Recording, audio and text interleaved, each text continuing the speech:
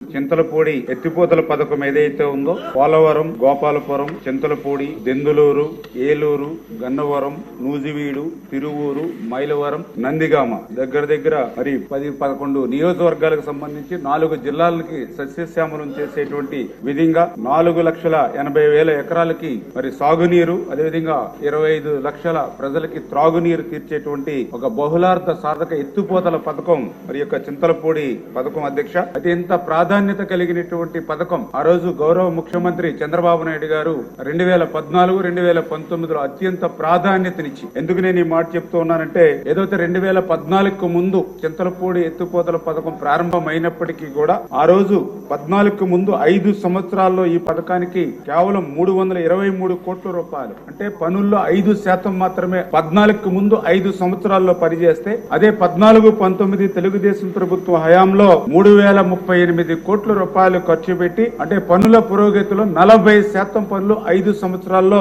తెలుగుదేశం ప్రభుత్వ హయాంలో చేసినటువంటి పరిస్థితి అధ్యక్ష. మరి తర్వాత ఏదైతే 2019-2024 మరి గత ప్రభుత్వ 5 సంవత్సరాల్లో చూస్తే కేవలం 760 కోట్లు మాత్రమే, అంటే కేవలం 5% మాత్రమే పనులు ముందుకెళ్లినటువంటి పరిస్థితి అధ్యక్ష. అంటే ఈ రకంగా 40% ఆ రోజు తెలుగుదేశం ప్రభుత్వ హయాంలో చేసినటువంటి పనులను కూడా గత 5 సంవత్సరాల ప్రభుత్వం నిర్లక్ష్యం చేయడం వల్లే ఈ రోజు ఈ చింతలపూడి ఎత్తిపోతల పథకానికి ఈ రకమైనటువంటి దుస్థితి ఏర్పడినటువంటి పరిస్థితి అధ్యక్ష.